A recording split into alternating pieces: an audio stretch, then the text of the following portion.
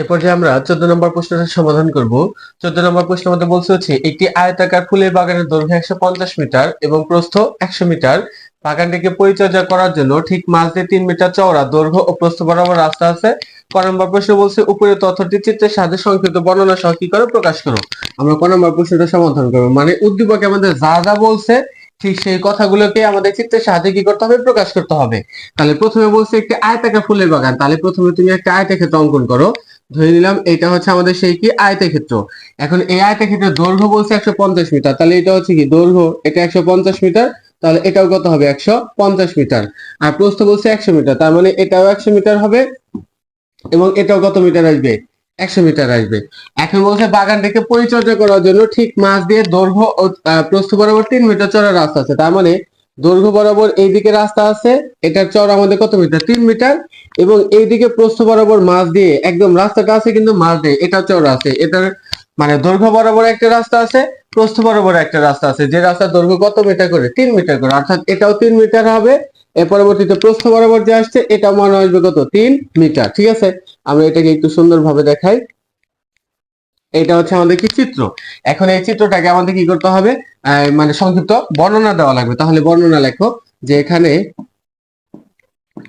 এখানে বর্ণনা আমাদের কি আসবে, বর্ণনা আসবে এখানে একটি আয়তাকার ফুলের বাগানের দৈর্ঘ্য 150 মিটার, প্রস্থ 100 মিটার, বাগানটির মাঝ দিয়ে 3 মিটার চওড়া একটি কি আছে, রাস্তা আছে। এটা মোটামুটি আমাদের বর্ণনা দিলে হয়ে যাবে। এরপরে আমাদের খ নাম্বার রাস্তার ক্ষেত্রফল কি করো, নির্ণয় করো। আমরা খ নাম্বারটা এরপরে সমাধান করব। তাহলে এই চিত্রটা আমরা রেখে দিই। হ্যাঁ, আমাদের যে চিত্র আছে এটাই থাক। খ নাম্বার এটা হচ্ছে 100 মিটার। তোমাদের চিত্র অঙ্কন করলে চলবে, না করলে চলবে। আমরা প্রথমে রাস্তার ক্ষেত্রফলটা, এই রাস্তার ক্ষেত্রফলটা কি করা লাগবে, আমাদের বের করা লাগবে। আগে প্রথমে আমরা বাগানের ক্ষেত্রফল নির্ণয় করব। তাহলে লেখো, দেওয়া আছে বাগানের দৈর্ঘ্য সমান সমান 150 মিটার, বাগানের দৈর্ঘ্য 150 মিটার, বাগানের প্রস্থ 100 মিটার, অতএব বাগানের ক্ষেত্রফল দৈর্ঘ্য গুণন কত, প্রস্থ, বর্গ মিটার। 100 আর 50 গুণন করলে কত, 15,000 বর্গ মিটার। এটা আমরা কি পেলাম, বাগানের ক্ষেত্রফল পেলাম। এখন রাস্তাটা কি বাগানের ভেতর দিয়ে আছে না, যদি রাস্তা বাগানের ভেতর দিয়ে থাকে তাহলে ওই রাস্তাটাকে বাদ দেওয়া লাগবে। তা অর্থাৎ আমাদের বের করা লাগবে রাস্তা বাদে বাগানের দৈর্ঘ্য সমান সমান, আগে দৈর্ঘ্য দেওয়া ছিল কত, 150, মাইনাস রাস্তার দৈর্ঘ্য কত দেওয়া আছে, 3 মিটার। রাস্তা কয়টা আছে, একটাই রাস্তা আছে, এই জন্য শুধু একবার 3 বাদ যাবে। তাহলে কত হবে, 147 মিটার। আমি আবারও বলতেছি, রাস্তা বাদে, কেন রাস্তা বাদে বের করবো, কারণ রাস্তাটা আছে বাগানের ভেতর দিয়ে, এই জন্য রাস্তা বাদে দৈর্ঘ্য বের করা লাগবে। তার রাস্তা বাদে বাগানের দৈর্ঘ্য আগে দেওয়া কত, 150, এর ভেতর থেকে 3 মাইনাস হবে। কেন 3 মাইনাস হবে, কারণ এটা হচ্ছে শুধুমাত্র তোমার রাস্তা একটাই আছে, দুই পাশে রাস্তা না, যে এই পাশেও রাস্তা আছে এই পাশে রাস্তা আছে, যে দুইবার রাস্তা বাদ দেবো এরকম না, শুধুমাত্র রাস্তা আছে মাঝখান দিয়ে, এই জন্য শুধু একবার বাদ যাবে।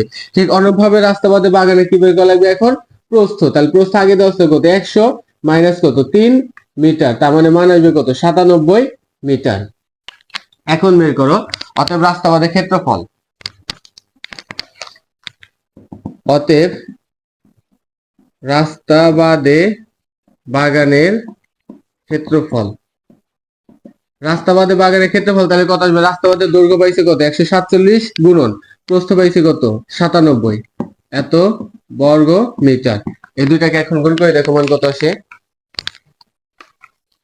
147 গুণন 97 মান আসবে 14,259 বর্গ মিটার। অতএব রাস্তার ক্ষেত্রফল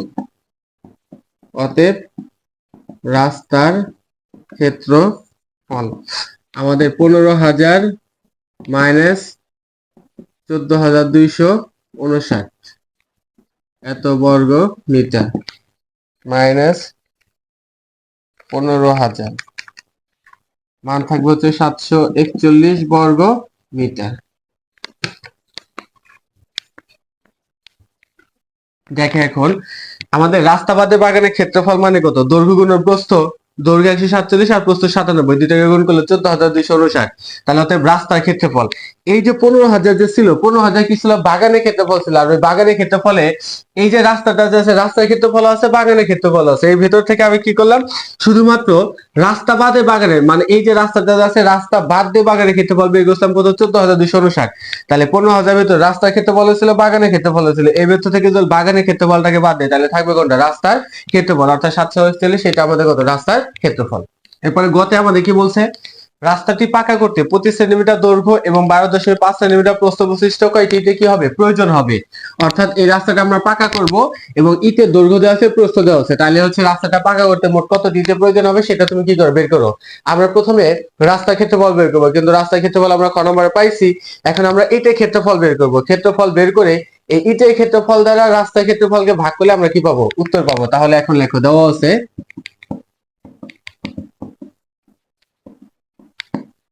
ইটের দৈর্ঘ্য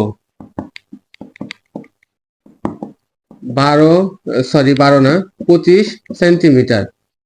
আমরা রাস্তার ক্ষেত্রফল বের করছিলাম কত? মিটারে না, এই জন্য এই সেন্টিমিটারটাকে মিটারে নিয়ে চালাবে। তাহলে 25/100 মিটার, মানে মান আসবে 0.25 মিটার। ইটের প্রস্থ 12.5 ভাগ কত? 100, একবারে করে দিলাম। হ্যাঁ, প্রস্থ দেওয়া আছে কত? 12.5 সেন্টিমিটার, কিন্তু সেন্টিমিটারটাকে আমাদের কিসে নিয়ে চালাবে? মিটারে নিয়ে চালাবে। মান আসবে কত? 0.125 মিটার। অতএব ইটের ক্ষেত্রফল, আমরা জানি দৈর্ঘ্য গুণন প্রস্থ, দৈর্ঘ্য হচ্ছে 0.25 আর প্রস্থ হচ্ছে 0.125, এত বর্গ মিটার। এই দুইটাকে এখন গুণ করে দেখো মান কত আসে। 0.25 গুণন 0.125, মান আসবে হচ্ছে 0.03125, এত বর্গ মিটার। আমরা কি পাইছি? এটা পাইলাম হচ্ছে আমরা ইটের ক্ষেত্রফল। ইটের দৈর্ঘ্য দেওয়া আছে, প্রস্থ দেওয়া আছে, অতএব ইটের ক্ষেত্রফল বের করলাম। এখন লেখো তারপরে খনন হতে পাই, খনন হতে পাই রাস্তার ক্ষেত্রফল, রাস্তার ক্ষেত্রফল 741 বর্গ মিটার। অতএব ইট প্রয়োজন, সরাসরি লেখো ইট প্রয়োজন। আমরা কি বলছিলাম? এই রাস্তার ক্ষেত্রফলটাকে ইটের ক্ষেত্রফল দ্বারা কি করা হবে? ভাগ করা হবে। তাহলে রাস্তার ক্ষেত্রফলকে ভাগ করবো কোনটা দ্বারা? ইটের ক্ষেত্রফল দ্বারা ভাগ করব। তাহলে যেটা আসবে সেটা হবে আমাদের কত? উত্তর 741 ভাগ 0.03125, 23,712, এই যেটা জিরো ছিল। হ্যাঁ, 23,700 কতটি? 12টি।